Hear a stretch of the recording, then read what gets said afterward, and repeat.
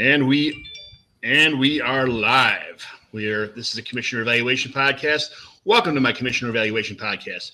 This is me just doing what I love to do, talking to some awesome fantasy football people I found on the Twitter machine and in the fantasy football community. Today we'll talk to Kelly Singh, who I personally met at the Fantasy Football Expo, about some of Kelly's personal accomplishments, her life, her career outside of fantasy football.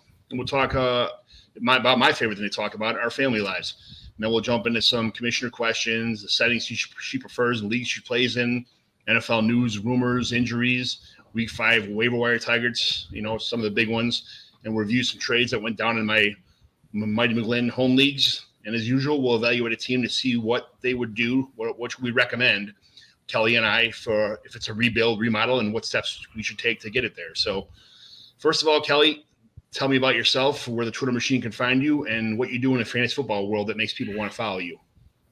Oh, gosh. Well, people can find me at Kelly in Phoenix on Twitter.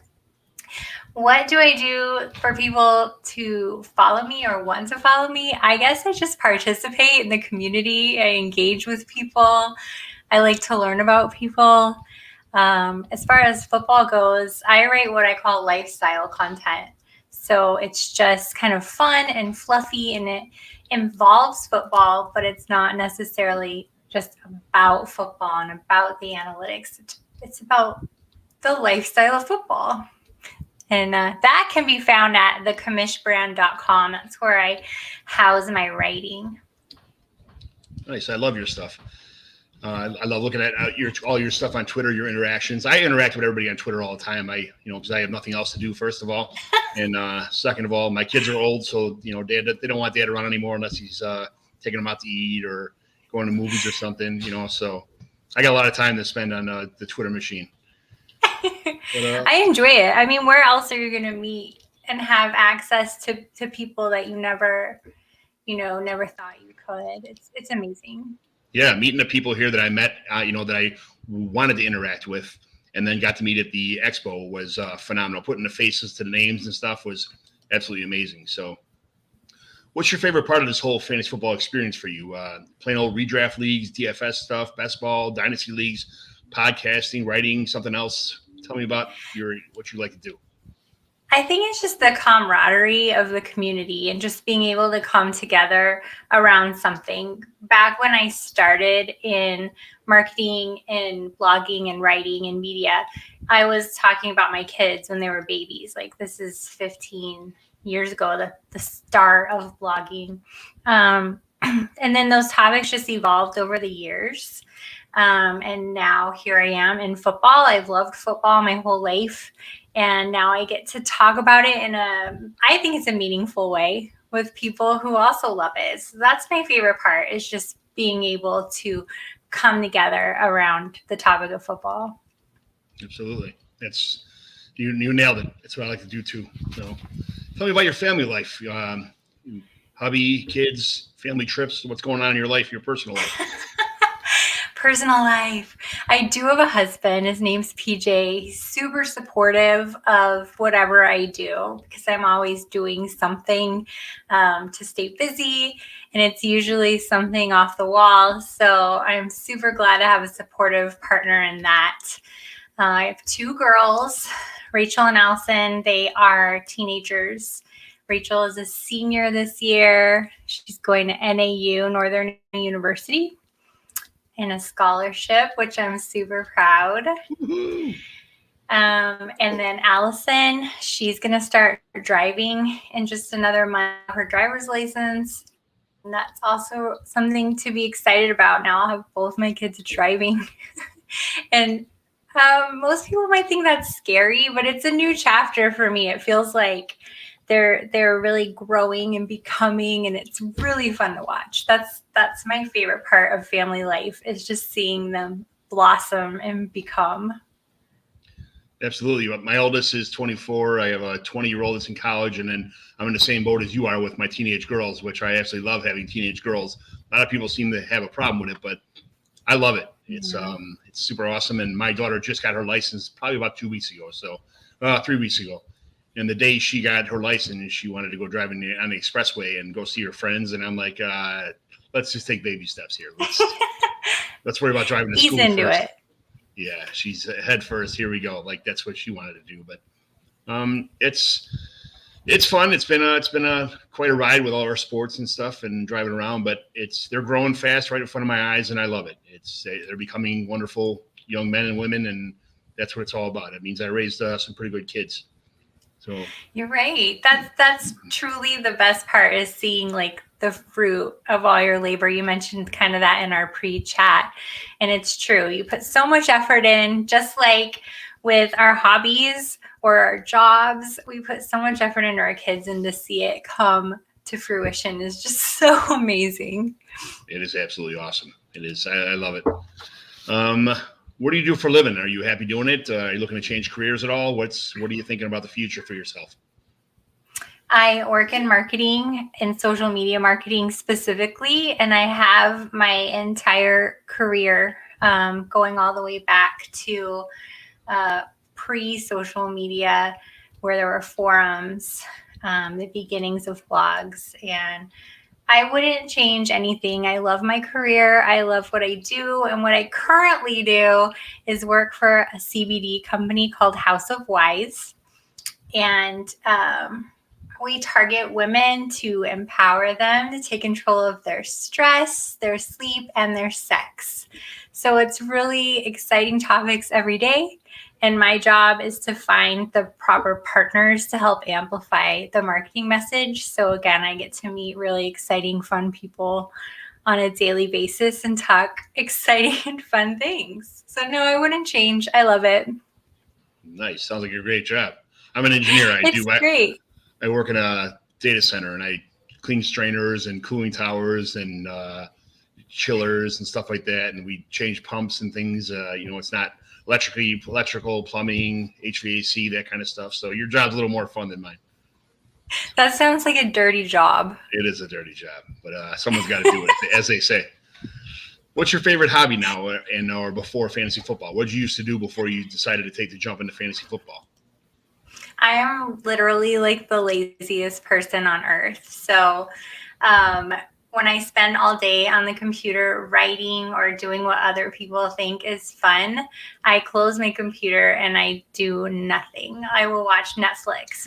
But hobby-wise, I would say travel is my hobby. I love to travel. I love to go places. We frequent Vegas a lot. And we're not like enormous gamblers, but just getting out of Phoenix into Vegas, staying at a really nice hotel, eating really good food. There's just something to me that is magical and unwind. So I would say travel. I love travel. And then I can be lazy in the hotel room. Yeah. What are your hobbies? I need to know this now because you spend all day getting like dirty and mucky and sweaty. My hobbies, I'm back in the day before. I mean, I was into fantasy football before, but we always played sports. We always played basketball, lob league at the school, things that kids don't do anymore. We played 16-inch softball all the time. I was in leagues Monday, Wednesday, Thursday, Friday, Sunday, all day long. Always was a sports guy. And then my wife worked second shift when I had all four kids by myself, like for about 10 or 12 years.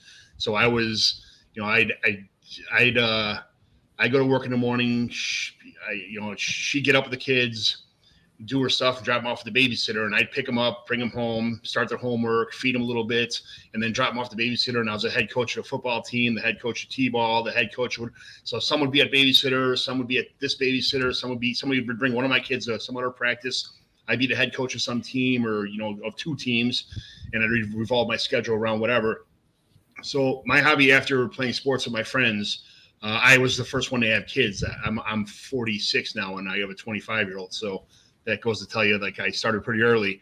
So we moved out the suburbs, and my life consisted of changing diapers and bottles and bedtime stories and all that stuff my whole life. So now that I've always done fantasy football as my passion, but now that I have this free time, now I started doing podcasting, started doing all this stuff. But and now that the kids are a little bit older, I'm too old to join these, I see all the recreational leagues with the 20-year-olds, the beer leagues, the 16-inch beer leagues. I love to go join a softball league again, but I feel like running to first base, I'd probably pull my hamstring and my neck and my everything else that could possibly be pulled.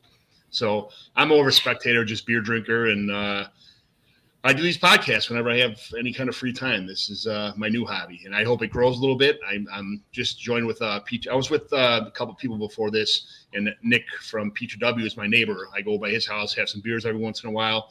There's a lot of great people in this Chicagoland area where I live, and I like to form home fantasy football leagues.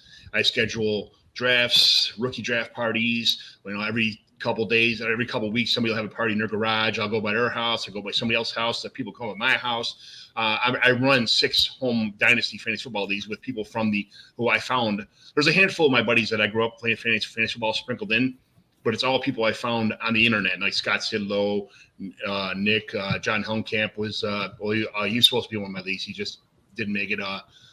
Kyle August, Connor Allen, Amar, Nick. There's tons of people in this area that are in my home leagues, and it's just awesome. At least a couple times a year, seeing all these faces, talking to them, BS with them on our chat, and making trades and talking about fantasy football, and then being on my podcast, me being on their podcast, going back and forth and making a community out of the Chicagoland area. I was in a live draft. We're in a live draft with Evan Silva this right before the season started. So there's tons of guys in this Chicagoland area that I'm in fantasy football leagues, and I absolutely love that. It's by far my favorite hobby now. I love that. I love how passionate you are about it too. It's fun to listen to. I think because I had to organize so much stuff with my kids that I'm like, man, I'm good at organizing stuff, so I might as well just organize these fantasy football leagues. But I always have a person that collects money for me. All the stuff, the BS stuff nobody wants to do. I find someone in a league that doesn't mind doing it. And if I have one person in every league collecting the money or, setting up the draft date or doing, stuff like that, they all take a lot of stuff off my plate. And it just works so much easier for me to just worry about, my manifesto of rules that I have to put out there that everybody's got to follow all the time that they make fun of me about. I literally have a 17-page letter or a manifesto, they call it, of all the rules that I've learned since 1995 when I started playing that people colluded with or colluded against or traded or when to start or when our taxi squad starts or, anything. So I've got it down to pretty much where there's not too many loopholes left for people to get away with anything. It's pretty much, I got everybody locked down pretty tight. Log it down. Yeah. What's your favorite Sunday afternoon munching food when you're glued to the TV watching Scott Hansen on Red Zone? Easy peasy. It's going to be hot wings. Must be bone in. There is no discussion about this. So send all hate mail to my Twitter if you'd like.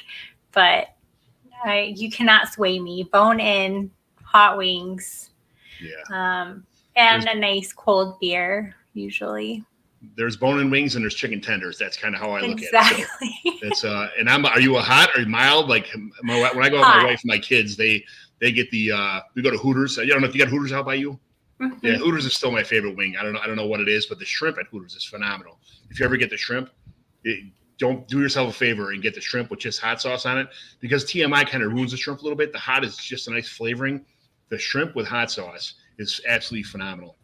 And we get like 20, me and my wife go out, we'll get 20 wings, 20 pieces of shrimp. I'll eat about 90% of everything. And then I'll we'll go through like 4 pitchers of beer and I'll drink 3 of them. So it makes for a good night. A good date. It does make for a good night. I like my wings hot. I'm not fancy, like no fancy flavor, just hot. Right. TMI I get from Hooters, TMI, not the hot one, just TMI, which is perfect for me. I love the flavoring. It's not too like vinegary.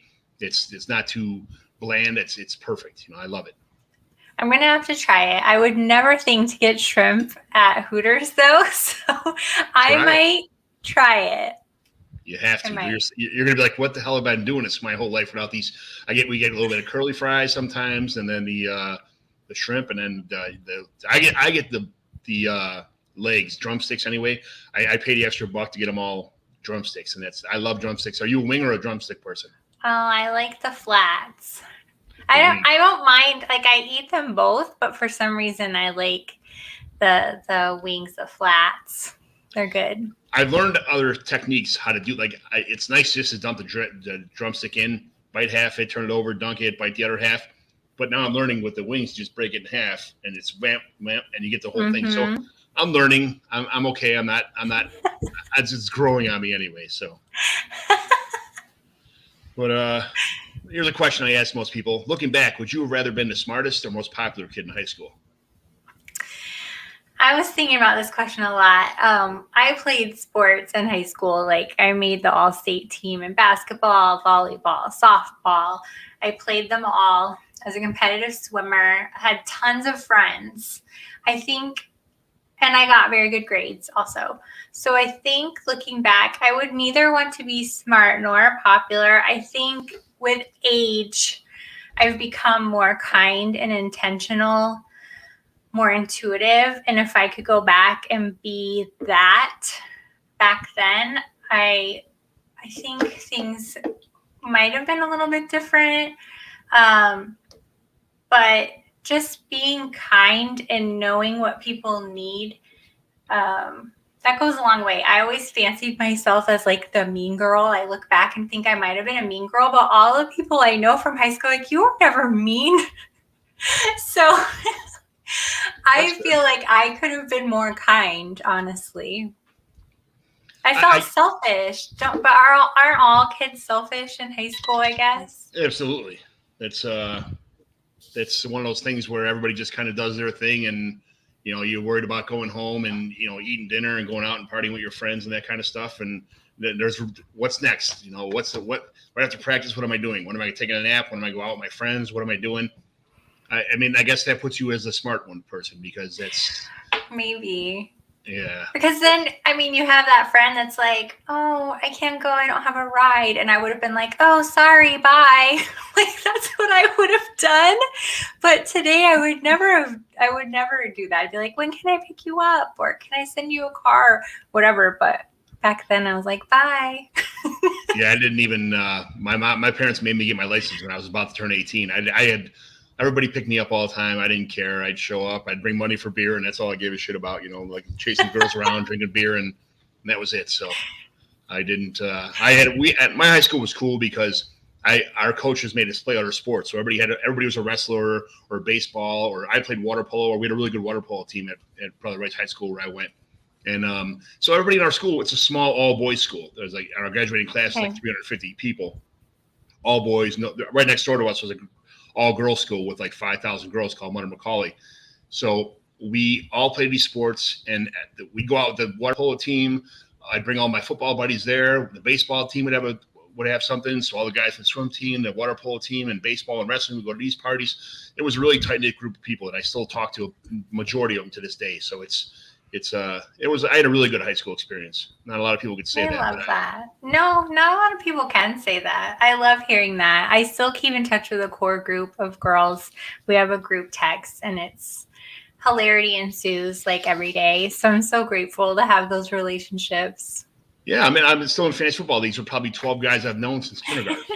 That's it's been I went to high school with 25 or 26 of the same guys that I've known since grammar school, all the way since kindergarten. Went to high school together, and then we never really broke it off. We all still live in the same area. We got kids now. That kind of puts a little damper in our party time and relationship time. But we all know that it's once or twice a year, or once every other year at the worst case scenario. We'll still get like a cabin together with all of us and our wives, no kids, and just do something to keep us all in touch, I love that.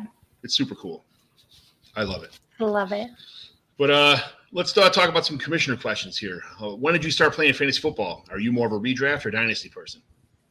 I started playing fantasy football probably a little more than a decade ago with the work league. I just thought it would be fun because I enjoy football. And then I just kept playing and kept playing and kept playing. And then now looking at today, I went from 4 leagues last year to 12 leagues this year. My first dynasty experience this year, my first best ball experience this year. So I've really only known redraft. So it's been a really exciting year so far. You're going to love that. And off season too. The off season was super exciting for me leading up to this year. You're gonna love Dynasty. It's absolutely awesome. I'm in. Unless I have to be in a redraft league, I want no part of it anymore. It's like playing checkers and chess. If you're a chess guy, you don't want to play checkers, and vice versa. As far as I'm concerned, I'm learning. It's got a learning curve, but I'm learning. Yeah, it takes about 3 years, I'd say, to really catch on, and then at that point in time, that's when you should join our Dynasty league when you really got what's going on. But it's everybody. I'm in 19 leagues this year, so it's kind of like, and then I'm in no best ball. All of mine are lineup setting leagues, so it's kind of a chore come Sunday morning setting all these lineups and checking before every game to make sure nobody's hurt and all that stuff.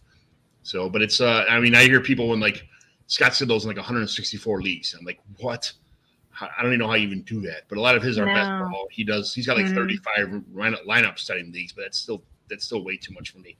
At that point in time, it's not fun. You can't like really concentrate on the ones you like.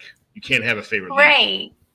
That's how I feel too, even with 12. I'm watching the game and I'm cheering like, oh my gosh, that was a great play. And I'm like, shoot, but that made me lose over here. Like then there's too many like scenarios that I'm getting bummed out about or excited about.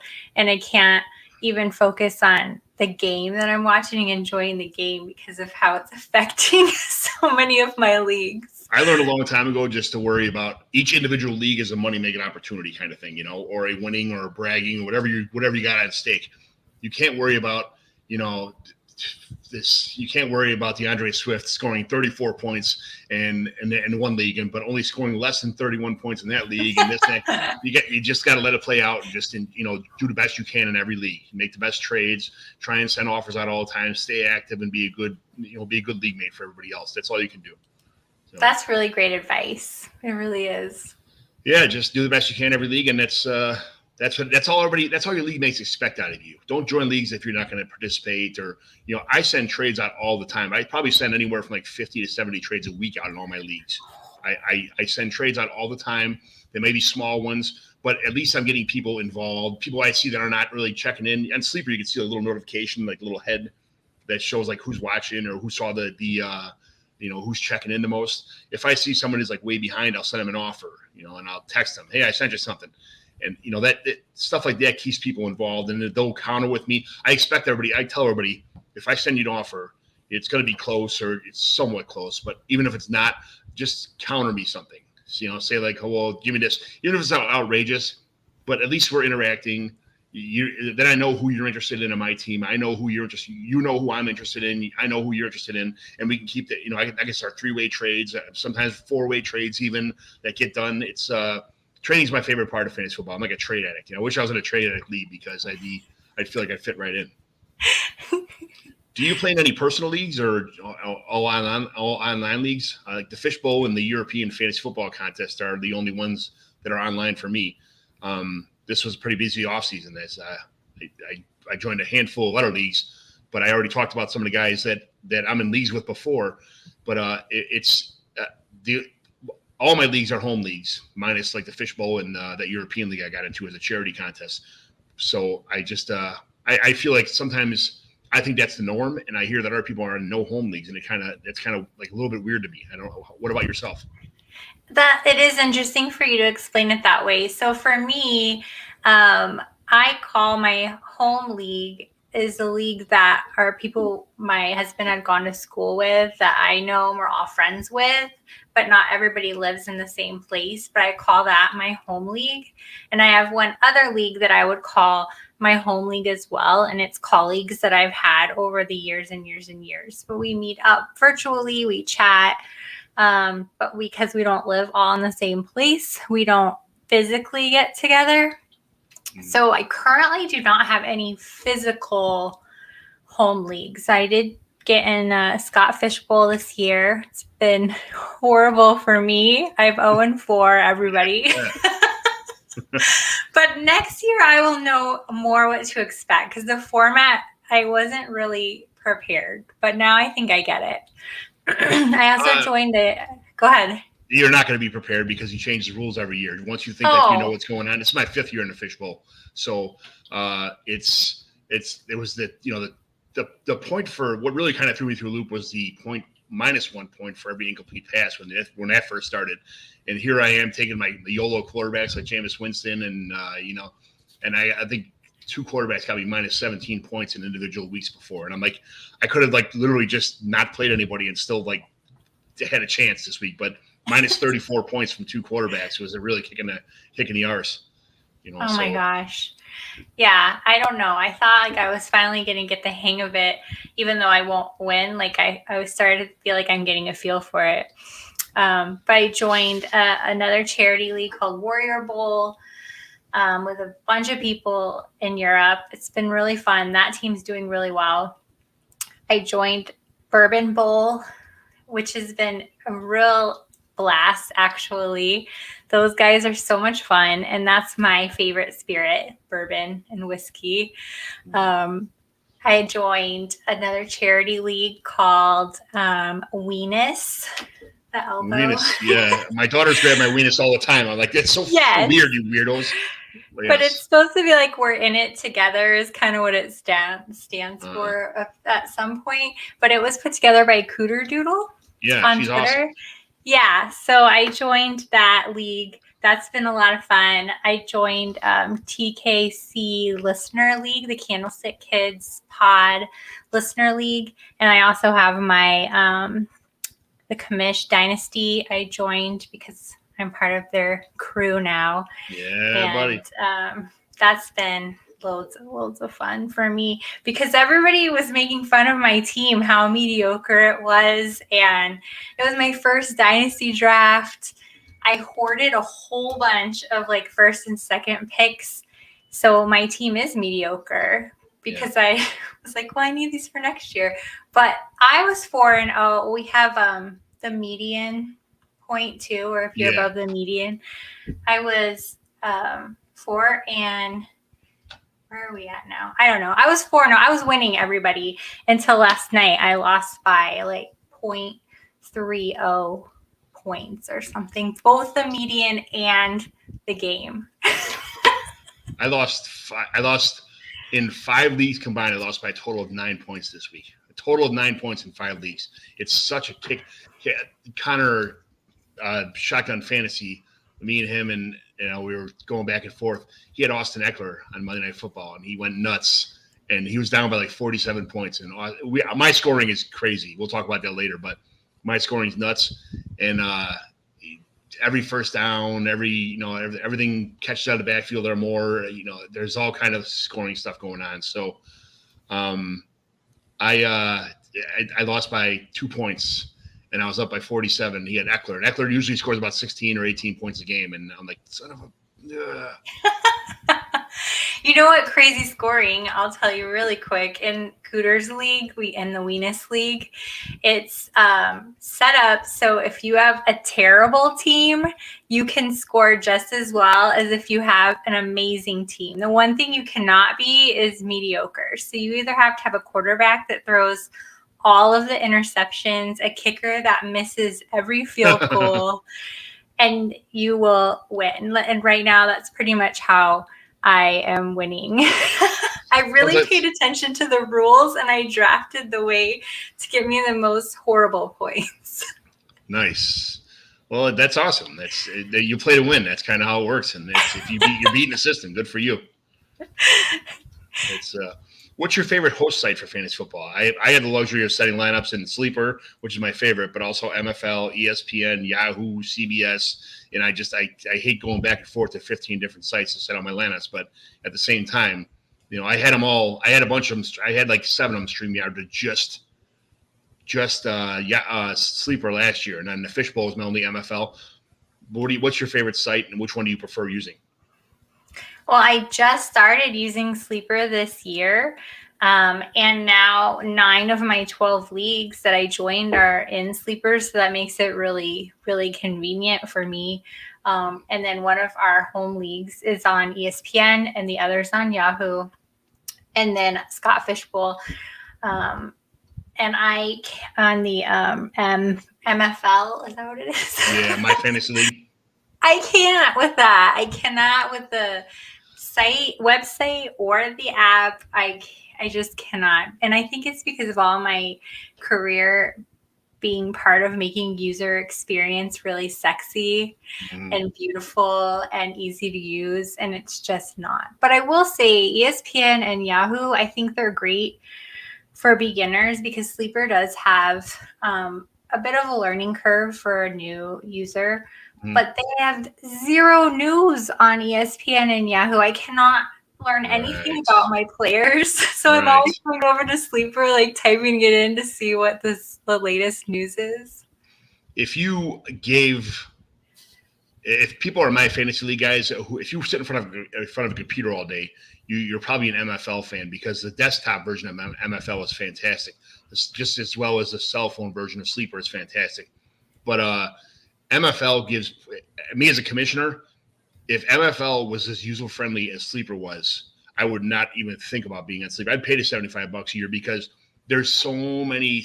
I don't know if you ever saw the settings on my fantasy league. You could put settings in there for punter stats, for offensive linemen, pancakes. Like every 10 yards, every yard could be something. And I love extra points. The settings on there for a commissioner, it's like I say it all the time. Sleeper is like or ESPN. I'll say I'll kind of dummy down to that. ESPN is like a box of like 32 Crayola crayons, and MFL is like the 164 pack of crayons with a sharpener in the back, and it's got every 15 shades of every color. It's absolutely phenomenal, but it just kind of sucks to use it. It is kind of hard to navigate through. Clunky. It's very clunky. It's a common fact that everybody knows. But people who use the desktop version or like on a laptop, if you're at a desk all day, which I'm not, and all my friends are cops and firemen and engineers and plumbers and electricians, they don't have time to go sit in front of a computer and set lineups and look at stuff all day. It's all cell phone. And Sleepers by far is the there we go. My neighbor Joe. I agree, Joe. I've tried that on the desktop, and it's still like not appealing. Yeah, Sleeper has come a long way. It's definitely my favorite by far. So I'm gonna keep going with that. But do you like playing in a variety of leagues, or do you like all your leagues like cookie cutter streamlined, like the same 12 team, 30 players, all scoring bonuses the same, that kind of stuff? Or you like just nice simple leagues? Or what do you like? You like a whole variety of stuff, like crazy kickers and stuff, or just the same settings in every league, so you know what to do all the time? I had no idea there were so many different kinds of leagues just until the last 2 years or so even. So this year, almost every league I'm in is different in some way. One of my leagues, I am the manager of the Baltimore Ravens. And so that's my roster, and I can obviously trade and fill just as if I was a team manager. But I never played one like that before. That was pretty rad. So the Weenus one I told you about, crazy. So yeah, I would say variety for me right now. I really enjoy all the different formats. It's fun having different formats a lot. It kind of sucks when you go on a waiver wire and you're like, oh shit, this one's non-PPR. Oh, this is that. When you're in so many of these, you kind of forget what the settings are sometimes. Yes, that's true. But for the most part, I like a handful of my dynasty leagues that kind of have somewhat the same settings, just so I know what's going on. And I trend all of the players, who's available, who's not available, all that kind of stuff. So it's a little easier for me to keep track of dynasty leagues than it is redraft. Redraft is just like a horse race. Hurry up, get to make whatever trades you got to, try and win right now, do whatever. I love the dynasty aspect of just looking to the future for everything. So the settings in dynasty are, I think, so much more important than redraft, because redraft's like luck. You get a couple injuries, you're done for. If you make a bad trade, you're done for. If a couple bye weeks you got stacked against, you're done for. It's that simple. It's all luck, I think, in redraft. So you just joined dynasty, so you're not familiar with taxi squads yet, right?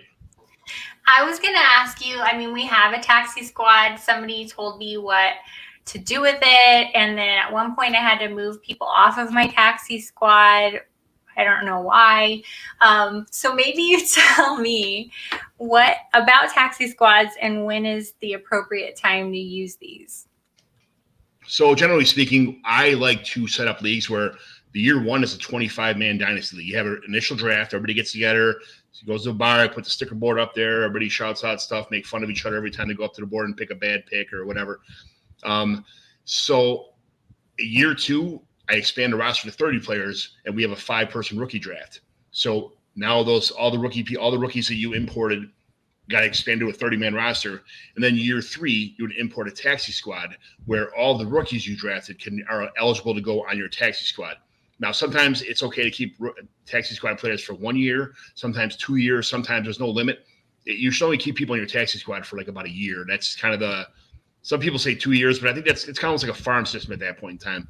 It's really just kind of a year to see how your guys panned out and what decisions you need to make next year. Because in year four, you only get 5 taxi squad spots. So you got to make a decision. You're importing these guys to your roster.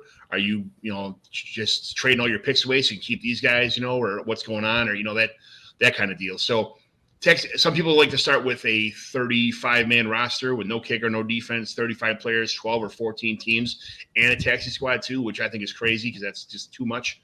But I like to gradually pick it up because if somebody drafts really good year one and they got a really good taxi squad too, that means the next 3 or 4 years in a 35-man roster times 14 teams, when you're head and shoulders above everybody else because you drafted great, that's great. You should be commended for drafting. But at the same time, if the guy in the bottom is never going to have a chance to catch up unless he trades his whole team away for 1 million draft picks, and it's 3 or 4 years until he's even competitive, So I like to do in stages like that. That's kind of what I like to do. I like that. It makes sense. I think we can keep them for 1 year in the taxi squad in the league I'm in. But yeah, I definitely need to read up on that a little bit more. Well, you just got in a dynasty. It'll take a couple years, but you get into it. So, all right, let's talk about some NFL news, injuries, rumors, and stuff going into week 5. Cardinals, Benjamin, hammy. We're going to go through this list, and almost everybody's got a hamstring. I don't know what happened this year with people not drinking enough water, or because of the fact that there was a smaller version of mini camps across the board that people aren't in physical shape, but it just seems like there's so many lower body, tissue injuries. So you'll see it's almost all hammies on here. Benjamin, hammy, still waiting for his first action in the NFL. Russell Gage, ankle, might not play again this week. Ravens, Rashard Bateman, he's got a groin situation, soft tissue. I'd like to see this guy get some action already. Christian McCaffrey, a hammy, might practice Wednesday. We'll see. David Montgomery, he's got a knee situation. That was a brutal injury. So Damian Williams has a thigh bruise, but, we'll see what happens with that. Joe Mixon, ankle. I never trust the Bengals injury reports. Neither should you. So we'll see what happens with him. Last year it was a foot injury or an ankle injury that lasted the whole season. T. Higgins, shoulder. He has a chance to play in week 5. Cowboys, Amari Cooper, rib and hammy. We'll have to monitor this one, as Cooper's kind of a diva. He's always hurt or has something going on, but he makes it into play and then has then crushing me by getting 50 points when he plays me every time on somebody's team. Michael Gallup has got a calf, probably won't practice this week. Broncos, Teddy Bridgewater, Teddy Two Gloves needs a clear concussion protocol. MVS, hammy again for the Packers, waiting on that. Texans, Danny Amendola's got a thigh situation. Jaguars, Urban Meyer has a lap dance. He should still be married. We'll see what happens. DJ Shark, ankle IR with a bad ankle injury. He's out for the season. Carlos Hyde's shoulder sounds like a pain tolerance thing. Okay, this was a question on Twitter the other day. What happened with Urban Meyer? Is that considered cheating to you or no? I would be upset about it just for the poor judgment, but I don't think it's cheating. Yeah, there was a lot of people we have a long talk with my wife, and I saw her at the bar rubbing up on somebody, or vice versa. But yeah, I don't know. It is what it is. He shouldn't be at bars like that. He kind of came out and said, hey, people want to take pictures with me, and they were doing stupid stuff, and they caught me on a video at in bad angles. So I'll go with that. I think I don't buy that, but trying to stick up the guy thing, Raiders, Peyton Barber's got a foot with Jacobs back. And I'm sure it doesn't even matter. He probably won't see the field too much anyway. Rams, Tyler Higbee, ankle limited. Darrell Henderson, ribs. He should be fine as he played last week. Tua, ribs. He's starting to throw. Will Fuller's got a broken finger. It's a pain tolerance issue. Vikings, Amir Smith-Marset. I love this guy. So he's got a toe situation. Hopefully it comes, it's not a turf toe. It keeps him out for a long time. He's a talented young player. Patriots, nothing new since James White was put in IR.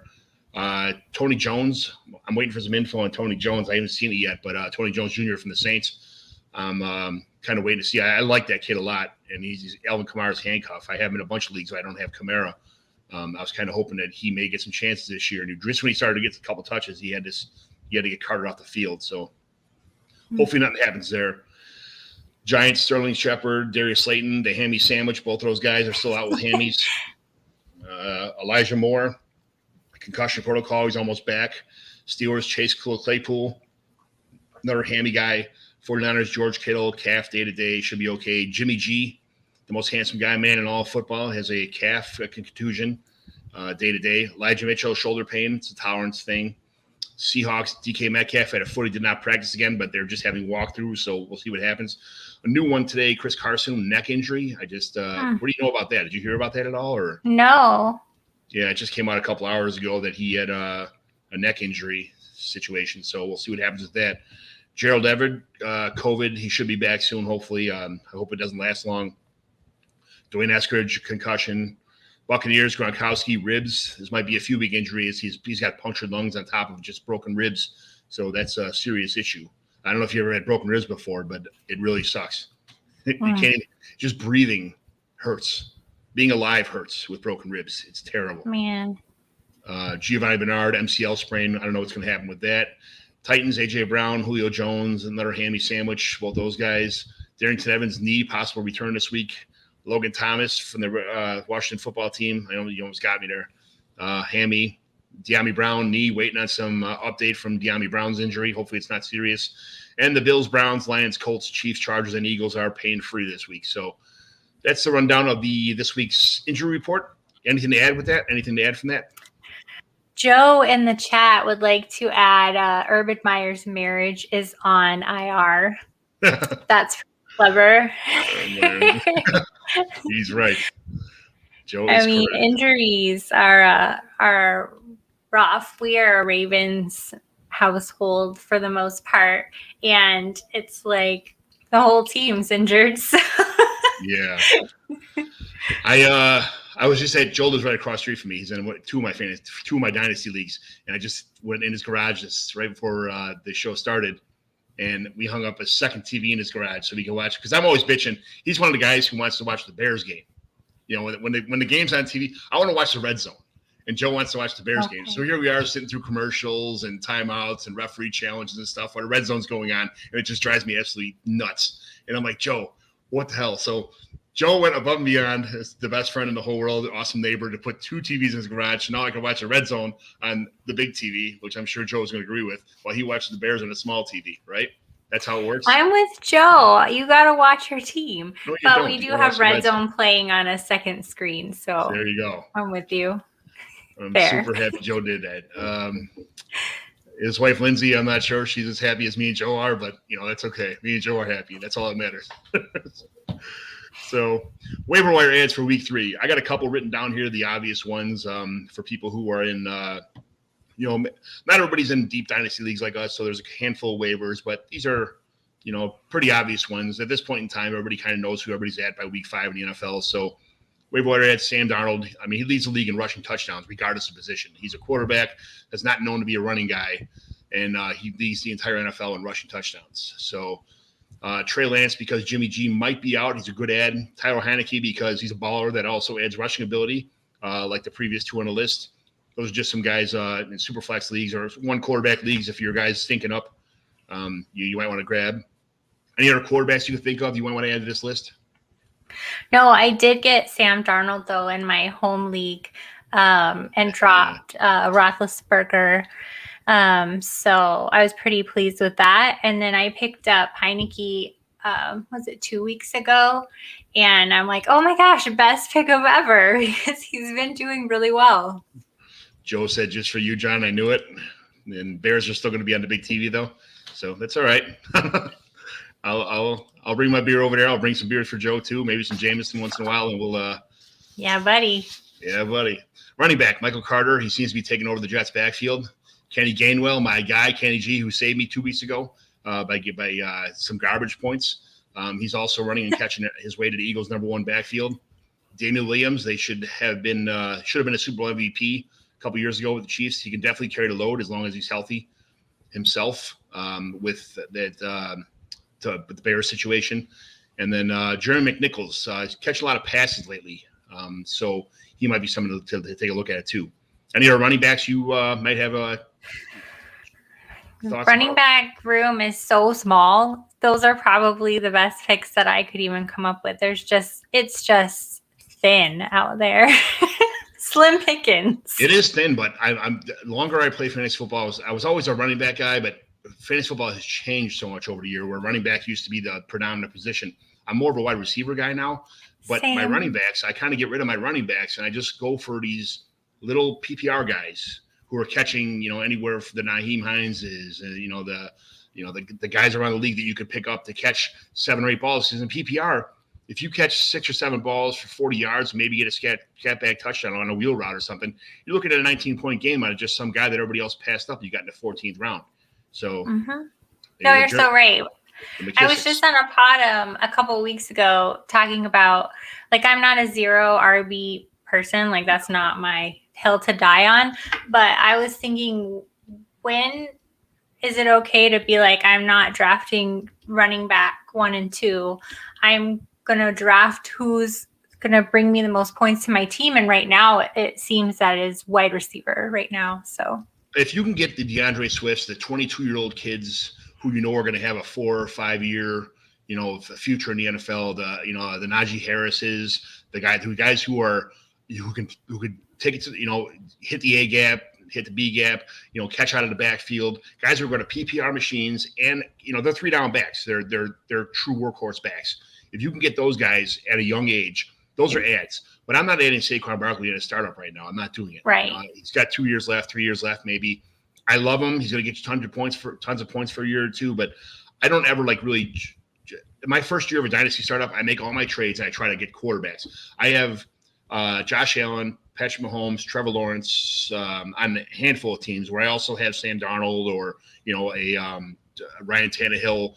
I establish my young quarterbacks first, and then I go after receivers, quarterbacks and receivers. And when all that's said and done, I just traded for TJ Hawkinson in a handful of leagues too, young tight end that's going to get tons of yardage. And then when all it's built, that's my foundation for my house. The house is built, and then I'm putting the roof on with my running backs when I can get them.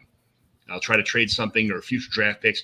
I have 0 draft picks. I'm probably the opposite of you. I don't have any draft picks in 2022 or 2023 in any league I'm in. I get rid of them as soon as possible. I don't want them. I don't want that roll of the dice. Here we go.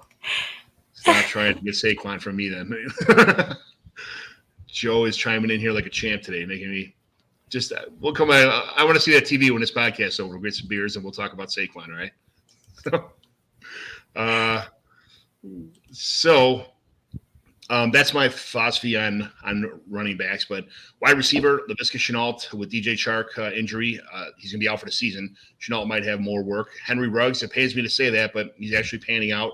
Darnell Mooney seems to be the preferred choice to Justin Fields. Just not that he's getting the crazy amount of targets, but he just seems to look for him. And then for whatever reason, Allen Robinson seems to be the desperation guy for 2 or 3 passes a game, and that's not what Allen Robinson is supposed to do.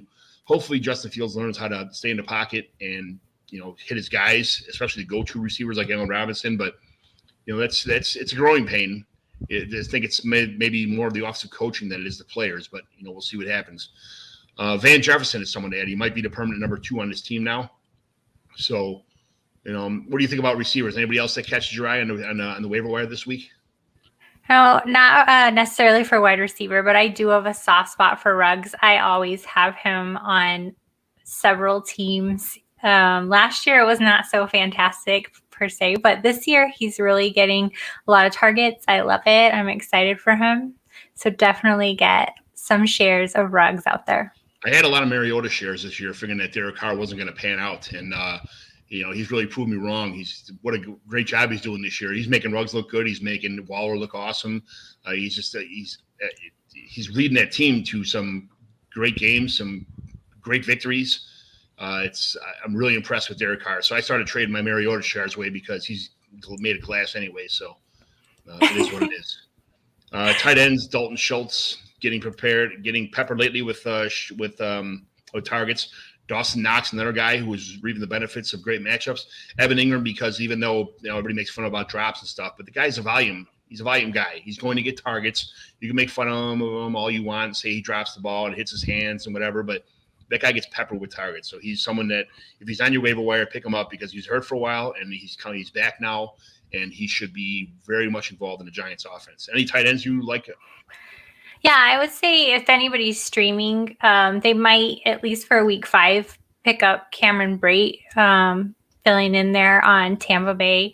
Mm-hmm. I see that being a great role moving forward for the next 1-2 weeks. I think OJ Howard is like at some point in time going to break out, and I just feel it because I was such when you like a guy coming out of college and you're like, man, this guy is it. Like kind of like the same thing with Pitts right now this year. That's how I felt about Howard and Njoku back in the day. I'm like, these guys are athletic freaks. They're awesome. They can do everything on the field. They can line up in slot. They can line up on the outside. They can do anything, but they're not panning out. And no, I think Pitts has done way better than OJ Howard. I got on the OJ Howard train and it left me nothing but heartache and despair and regret. And so I broke up with him. We are broken up. It's really hard for me to break up with players I like. I got DJ Moore and Chris Godwin are going to retire on my teams for the rest of the, if they're not, if they break their leg and their head falls off, they're still going to be on my roster. So I have, like I said before, I have all these home leagues. I call them the Mighty McGlynn Dynasty Leagues that I have. It's all people from the Chicagoland area, and every week I post some trades that happen in my leagues. Well, I'm a pretty inactive week this week. These are 12-team, 30-man deep rosters. No kicker, no defense. PPR tight end 0.75. Superflex 5 and 2 touchdown interception ratio, and then 6 points for rushing and receiving. Bonuses, 100 yards, that kind of stuff. So somebody traded Christian McCaffrey and Chuba Hubbard for 2 presumably early 22 first and Cole Kmet. Which side of that trade would you like? McCaffrey and Chuba Hubbard, or presumably 2 2022 early first and Cole Kmet?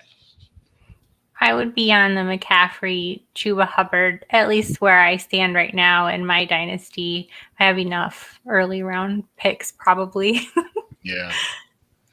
I would get rid of McCaffrey just because of the fact that I think he's, at this point in time, he's not made to be a bell cow back. I know a lot of his stuff is like, wheel routes and screen passes and stuff where he's not getting killed in the middle of the field. But at the same time, I think he's starting to – they worked him so much the last couple of years. I think he's just starting to break down.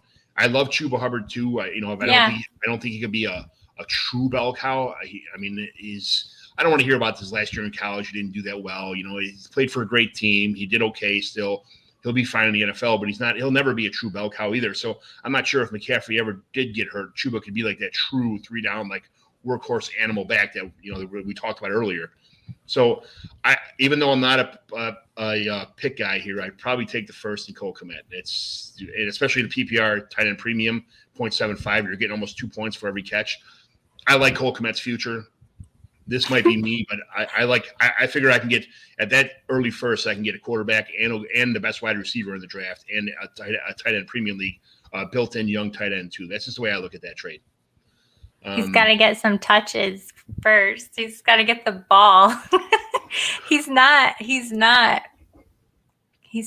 it for me right now. I have him in a few leagues, and I'm like, sad face. He'll be fine. As soon as Justin Fields gets his little sea legs underneath him, he'll be fine. De'Ami Brown and Trey Sermon for presumably very late 2022 first, 2022 third, and Nelson Aguilar and Tyson Williams, who's not even playing right now. De'Ami Brown, Trey Sermon, and presumably a 2022 late first, very late first, the guy's best team in the league, a third, and Nelson Aguilar, which I think he was a flash in the pan last year. Mm-hmm. So what do you think? I will say that I made a trade that included Tyson Williams coming to my team. I think it was week 2. And I was pretty pleased with that at the time, but now I'm very sad about it. But I feel like he will play somewhere. He's a good player. He's a good player. He's going to play somewhere. But in this particular trade, no, I would be on the Brown Sermon side.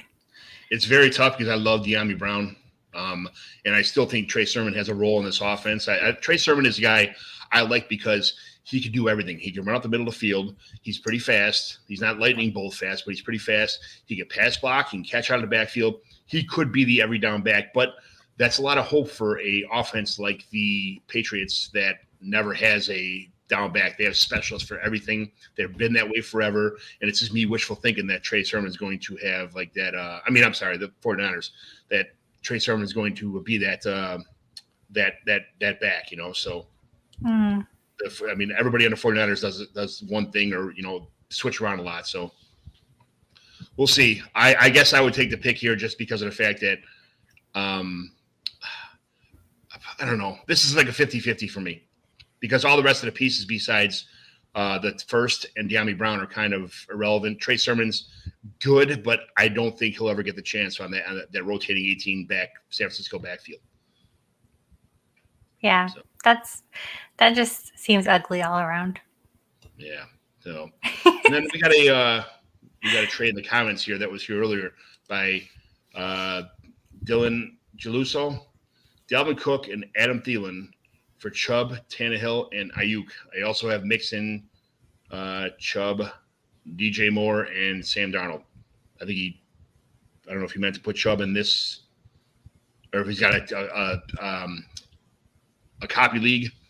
But I like Devin Cook. I'm not sure if this is redraft or dynasty. We're going to have to just kind of take for granted that this is a dynasty show and we're looking at things in a dynasty. Devin Cook is getting close to the age apex for a running back that's been overworked. He's got a couple injuries. He's been on the field a lot more than I expected him to be, so I'm pretty happy about that. Adam Thielen, I think this may be his last productive year for him. Chubb, I love Ryan Tannehill.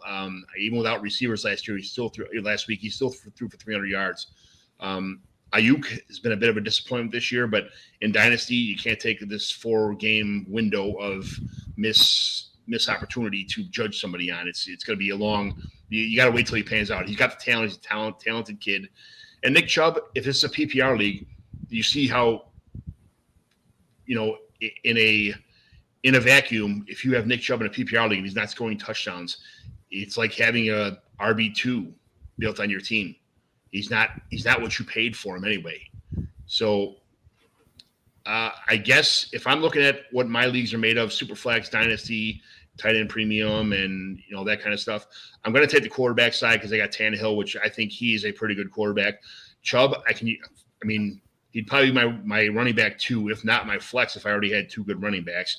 And Ayuk is a talented receiver I'm willing to wait on. So the only good part here, I have an aging Devin Cook who maybe win me this year, but if I'm in Dynasty, I'm taking the Chubb, Tannehill, and Ayuk side for sure. Yeah, agreed. I traded Cook early, week 2, for Stephon Diggs in my Dynasty league and some other random things, but I'm trying to get things everywhere, but it's not going to happen. People who, when people like somebody and they drafted them or they traded for him earlier, you were going to have to overpay to get to get that guy out of somebody's hands. It's not easy. It's not easy to pull. Like, what it would take to get DJ Moore off my team? Like, nobody even has that much. Nobody even has. It would take I don't even know how many firsts. It would take 17 firsts and 4 quarterbacks for me to do it. So. But every week we evaluate this. We're going to do some team evaluations now that we got done with the trades. Every week we evaluate a team, send in by a listener, decide if it's a simple remodel or if it's a full-scale rebuild. And then what are the team's biggest needs, who to keep, trade, cut, and what would you trade to improve this team, and who would you send away to do it? So this is the fun part of the show where I try to figure out how to use StreamYard. Let me get this page on here. And then we go to StreamYard. Is this your doc that you had? Yes. I wasn't able to edit it, so you'll have to pop mine in as we talk, I guess. Yeah, that's fine. I was view only. I don't know what. All right, here we go. Ready? Mm-hmm. All right, now you can view it and not edit it again. So this is what we're looking at here. This is a Dynasty Superflex PPR tight end premium 0.75 league. It is rosters are 12 teams, 25-man deep, plus unlimited IR spots, but no taxi. Players are put directly on the rosters after the rookie draft. 10 weekly starters, a quarterback, 2 running back, 3 wide receivers, a tight end, 2 flex. I'm sure most people know, but it's a running back, wide receiver, tight end, and a super flex, which is a quarterback, running back, wide receiver, and tight end. We have a bonus for quarterback after 300 and 400 yards passing. I wish Sleeper would put a 500 and possibly a 600-yard bonus. I know it probably won't happen, but if it does happen, I'd like to get extra points for that kind of stuff. That would be awesome. Come on, Sleeper. I want more points for everything. There's 6 points for 100 yards rushing and receiving, and 200 yards rushing and receiving. There's, it's 8 points, and no kicker, no defense. So what we got here is a team that is we're going to start by position each first. I'll read all the positions, who they got. We'll go down the list, and then we'll kind of circle back and see what we do as far as moves are concerned. He's got 1, 2, 3, 4, 5 quarterbacks that consist of Matthew Stafford, Daniel Jones, Tom Brady, Gardner Minshew, Marcus Mariota. So he's got, in a super flex, you want at least 2 quarterbacks. I mean, at least 3 quarterbacks as far as I'm concerned. He's on the brink right here, especially with some aging quarterbacks and Tom Brady. But, I'm not sure what's going to happen with Minshew or Mariota. We'll circle back to that, but that's his quarterback stable. His running backs, he's got Deandre Swift, Nick Chubb, Najee Harris, which is a fantastic top 3, and then Le'Veon Bell and Todd Gurley. It falls off real quick from there. But I'm not sure how many more running backs you need if you got those 3 animals. So that's when you got Nick Chubb as your flex player, you're a pretty good shot, pretty good spot. His wide receivers got Jerry Judy, Robert Woods, Kenny Gallaudet, Corey Davis, Darnell Mooney, Quintus Cephas, Nico Collins, who's on the IR right now, along with Judy, Tim Patrick, Colin Johnson, KJ Osborne, Kendrick Bourne, Demetric Felton, who you could start at your running back or wide receiver spot, and Khalif Raymond. Then we got his tight end is Kyle Pitts, Evan Ingram, Dawson Knox. That's a fantastic top 3 right there. Eric Ebron, Jack Doyle, and James O'Shaughnessy, who's also on the IR. So looking at this whole team across the board, first of all, let's go by position. How do you feel about the quarterback situation here? If you were in a super flex and you had Stafford, Jones, and Brady, Minshew, and Marcus Mariota on a super flex 12-team league, how would you feel? Well, first, when I saw your list, I am all about, I'm cutting that guy. I'm cutting that guy. I'm all about the cut. I don't know what it is. I want to keep my teams tidy. So in this quarterback situation, I had to keep Stafford, keep Jones, and I had keep Brady. And then I was just cut the fat. Gardner Minshew is not going to play. I think that the Eagles didn't think Jalen Hurts was their guy to begin with, but I think now they're maybe he is our guy. So out with Minshew, out with Mariota. Nobody wants him. Yeah, I got some notes here for Matthew Stafford. He's locked into production for at least a few more years on the Rams. Daniel Jones, you can't really sell him high because no one's going to pay for him, even though he's got rushing upside. He had a good game this week, but I'm not sure if that's going to be the norm, from now on, or if that was just he's not really known for his arm. He's known for some reason he does better rushing than he does passing on a regular basis. So Daniel Jones, you could sell him if you wanted to, but you're going to get an average quarterback's price for him, and you might as well hold the guy in a dynasty league when it's that situation.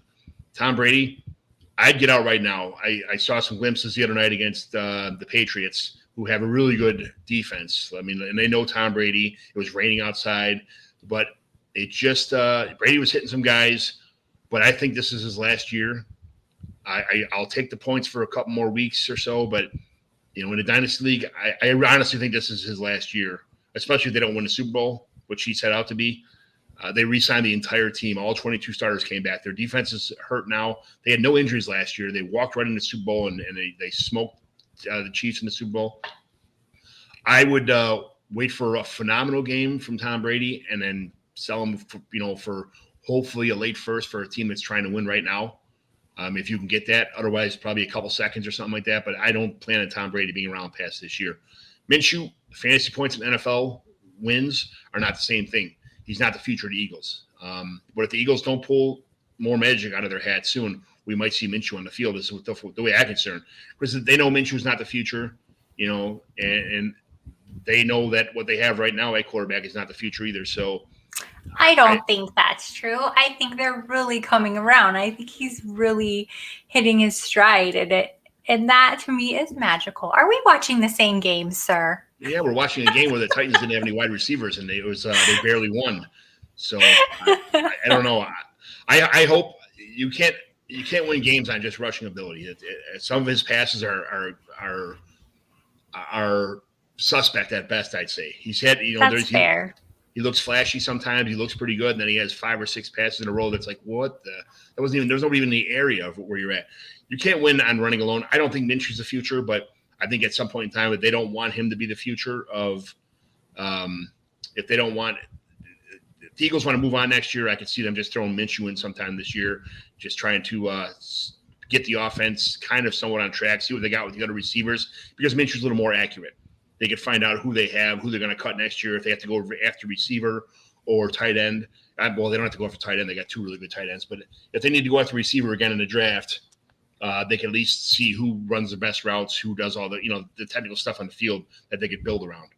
Marcus Mariota, we talked about this. Guy's made of glass. He's a hold now, and then as soon as something happens to Carr, and maybe he gets a spot, or if he lands somewhere in the offseason next year, and somebody's drooling over maybe a possible running quarterback that's also kind of suspect as a passer, I would probably he's a hold right now until something happens, and I'd sell as soon as possible.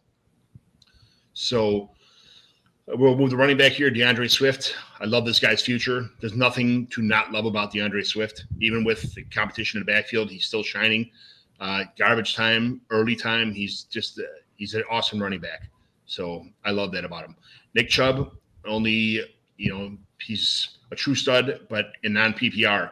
If you're in a PPR league, he's touchdown dependent, and that's just the way it is. The guy's an animal. I mean, if you can get 17 rushes for 100 yards, if he can get you 100 yards bonus every week to 6 points and maybe a touchdown, he's an 18-point every week kind of running back. That's great, but he's touchdown dependent. You see what happens in your leagues last couple of weeks when he doesn't score a touchdown. Najee Harris, I think these guys are kind of ranked to where I think they should be as far as like top to bottom, the best guy on the team. Najee Harris, I'd probably at this point in time elevate him as more important in Dynasty than Nick Chubb. So I love his future. I hope they get a quarterback that dumps off to wide receivers like Big Ben does now and make Najee Harris just the future of the franchise.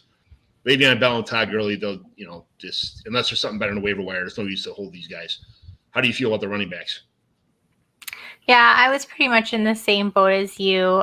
Keep Swift, trade Chubb. I actually am in that position right now where I'm kind of shopping Chubb on one of my leagues. Keep Harris, hold Bell. I mean, hold. He's old. he's filling in. And then Gurley, I don't even know that's worth keeping on your bench at this point. Taking up space. I would have loved to see him come back, but I feel like he'd be back by now with all the injuries that we've had this year. I feel like on a 12-team, 30-man roster, you could probably stash him somewhere just in case because he hasn't had any work. He's probably just rehabbing, going nice, easy, trying to work out his knees, not just so if he has to come in for a brief stint towards the end, towards playoff time, and somebody can sign him as a fresh set of legs in case of an injury, he would be worth something towards the end of the season, just as a hold. If there's somebody on the waiver wire that pops up, I'd get rid of Gurley in a hurry. He'd be my first cut on his whole team probably. But he's a hold for right now just because you're not going to get anything for him, and there's no reason to lose out on that maybe 3 or 4 game stint where he ends up being a bell cow for somebody, and that could be a league winner for a couple of weeks if you really need him towards the end of the season or possible playoff time. Here's the wide receiver core. Jerry Judy.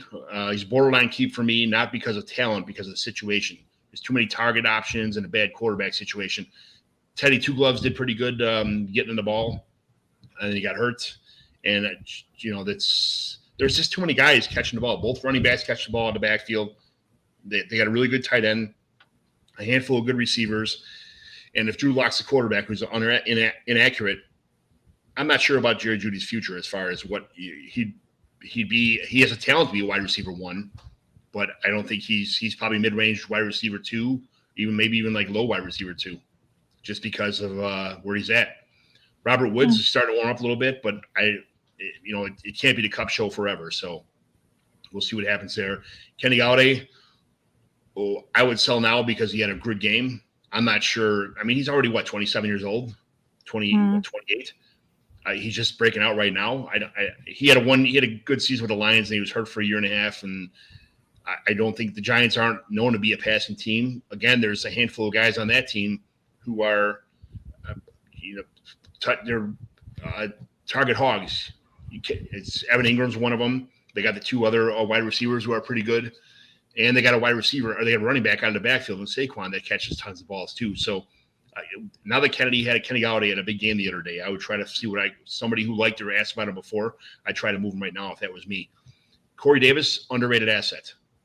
I would hold Corey Davis because I don't think you can get what you want for him if you try to trade him, and he's worth a lot more than what you get to trade anyway. So he's obviously in a good situation with the Jets. So he landed in a great spot. The quarterback loves him. He loves being there. He's getting tons of targets, and I love the situation. Darnell Mooney, lots of targets, but will never be a true number one. Possibly a low number two at the very best. He's a hold because somebody you're not going to get anything more than wide receiver 3 trade fans are for. So that's how I feel about Mooney. I don't think he's ever going to be anything special. He'll just be a guy, a great like second flex spot guy. Quinn Cephas, young player who could be a decent flex on your roster for a long time, or until Detroit upgrades next year. So I'd look to, if somebody's interested in Cephas, I'd have no problem getting rid of him. Nico Collins, I may overhype this guy, but your guys are your guys. I like Nico Collins. He's a young kid. He's a big kid. I think on a Texans team that is dying for some talent or anything, he's definitely a hold because he could pan out as maybe the face of the franchise in a couple years for the Texans. Tim Patrick, love the player, but when Judy comes back, he's just a flyer again like he was before. Colin Johnson, one of my overhyped guys, another one of my overhyped guys, but he's a big dude. He can do some damage, but on the Giants, I'm not sure how much damage he can do. I'd probably, if he has a big game somewhere, I'd probably move him because I don't see him having a big games on a consistent basis. KJ Osborne, he's a non-dependable flyer right now. He could play piggy ball up next year when one of the receivers is gone, as he could be wide receiver 2 on that team. He's probably a hold for me. Kendrick Bourne, not many options in the New England passing game, but I'd get out after a game or two if he did anything. Another guy I'd trade away. Demetric Felton, a nice bye-week second flex type of guy. If your league has punt return or kick return yardage, he's a good guy to keep around to put in your lineup as a second flex. Because the Browns have they're not known for a passing team first of all, but there's always somebody hurt on that team. There's always some opportunity, and Felton could, he's a gadget guy too. He could play anywhere. So having him on your team is a nice stash. Khalif Raymond, sell right now if you can. He had one good game. I don't see that happen, on a consistent basis. What do you think about this receiver core? What do you think you need to do as far as receivers? The only differences that I had that you went through all of these was I think Darnell Mooney, I think he may be on his way up. I feel like the Bears might just be able to find their stride. They're not going to be winning championships or anything, but because of the many targets, I feel like he's worth holding on to. And Quintez Cephas, because of his age, because of his talent, I would hold on to him, but that's just me being new and wanting to hoard every young person, hoping that they're going to pan out. Yeah, I understand that. I mean, he's flashy every once in a while. He's when you have a young player on your team that flashes every once in a while, you're like, oh, he's a good stash. But I just don't see him being anything. There's the thing with wide receivers is there's so many wide receivers in this league that could fill in at flex spots that you can get rid of guys like Cephas and upgrade to somebody who's younger, faster, better draft capital, stuff like that, and probably do yourself a favor in a year or two instead of holding on to fool's gold. That's actually a note that I had made on my paper here is there's just too much wide receiver depth to really be holding on to too much low point garbage. Really, there's just a lot out there. Well, there's the problem with this league is there's some guys who hoard running backs, just like this guy's hoarding wide receivers. Got it. He's got 3 studs. He doesn't really need any more depth at running back. But I mean, if one of these guys gets hurt and there's a bye week coming on, I mean, he's going to be in a bad situation for a week or two with only one good running back. So, and we know how the running backs get injured all the time. That's kind of another reason I stay away from him. But tight end, Kyle Pitts. He's never leaving your team. If you had to pay like a top 4 rookie draft pick to get Kyle Pitts, he's going, no matter how bad he does this rookie year, and he's never going to live up to the expectations that everybody had for him, but he's not going anywhere. He's going to be a fixture on your team for the next 5 years, no matter how bad he does. Evan Ingram, target hog, gets a lot of crap for a few drops that we talked about before, but he's someone I'm holding on to all the time too. I don't want to get rid of Evan Ingram. He's still young. He still gets a lot of targets. No matter where he goes, he's an athletic tight end. He's going to get tons of targets. I love him. Dawson Knox, still another guy, young on a great passing team that passes most of the time. Great backup tight end roster. These 3 tight ends, that's a fantastic tight end situation right here. And Ebron, I don't think you need any more than that, really, do you? No, these last 3 guys on here, these are trade cuts, whatever you can get for Ebron. Give me a ham sandwich and a dirty ashtray or something like that. I'll take that. It is what it is. Ebron, Doyle, and O'Shaughnessy. O'Shaughnessy for the Jaguars is supposed to be something special, but they just traded. They got another tight end in there, so O'Shaughnessy's pretty much when he comes off the IR. I wouldn't make move my roster to sign James O'Shaughnessy again. He'd probably just be a cut when it's time for him to come off the IR. So let's go back to me. You are beautiful faces here. What do you think about that team?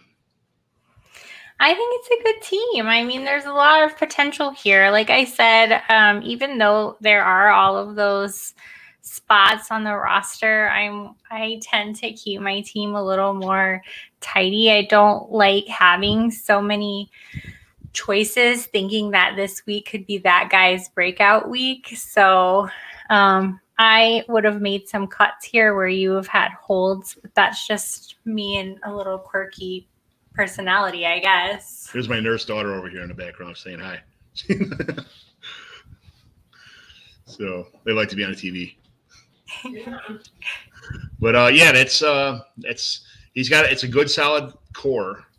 I think he needs some help at quarterback. His running back needs a little bit of depth for some guys to fill in, play flex in a bye week, or just when some of it.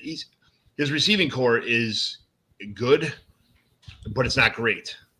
I think he's going to need to upgrade over just Jerry Judy, Robert Woods, and Kenny Gallaudet. And I mean, he's got 5 good receivers. After that, it starts going downhill pretty fast. But there's some talent on here, just not proven talent yet. I made a note, maybe bundle up some of these. There's so many wide receivers. Maybe do that with a tight end in there. And see if you can upgrade, like you mentioned. You have so many. This person has so much depth. It feels like they might be able to upgrade by just packaging some of that mediocrity together. This is where like a 3-to-1 trade would come in handy for someone who needs receivers, a tight end, and maybe something else. Maybe Marcus Mariota because they have no depth at quarterback. This is where one of those. I'll give you 3 pieces of coal for your 1 piece of slate or something, like you're not moving up much, but at the same time, you're getting an upgrade a little bit. So it is what it is. But all right, well, that's kind of what I do here. This is my commissioner evaluation show. I try to do it every week or every other week kind of thing like that. And just have awesome people on Twitter on here to kind of help me out, evaluate the team and talk about, weekly issues or weekly stuff. I like doing the off season stuff. That's my favorite when I don't got to, talk about injuries every week and stuff. We just kind of talk more personal, talk more just football, more dynasty orientated. This is a little more redraft this week, but I still had fun. I really appreciate you coming on. You add a lot to this, my little commissioner evaluation podcast here. And not that the 4 people who actually listen to the show will not know you, but introduce yourself to all the people out there in the Twitter world who don't know who you are yet or who love what they saw today on this show. John, I had so much fun coming on your show today. And while I don't know much about Dynasty, I am open to learning, and I love hearing from people who know a lot about Dynasty. So find me on Twitter, Kelly in Phoenix. and hit me up. Let's chat. Let's just, shoot the shit about what's happening and teach me a thing or two. And maybe I'll just share with you some of my more laid back philosophies, and you'll think, hey, I'm going to try that. Outstanding. Well, once again, thanks for coming on. And my little saying at the end of every show, may your home always be too small for all of your friends. That's my little blessing on the way out. All right, Twitter world, I am John McGlynn. You can find me on the Twitter machine at John McGlynn75. I'd like to thank Nick Script for having me on here at the P2W broadcast studio. And thank you very much for watching the Commissioner Evaluation, be in podcast form probably tomorrow morning so you can listen to. And thank you very much. See you later, guys. Have a good night.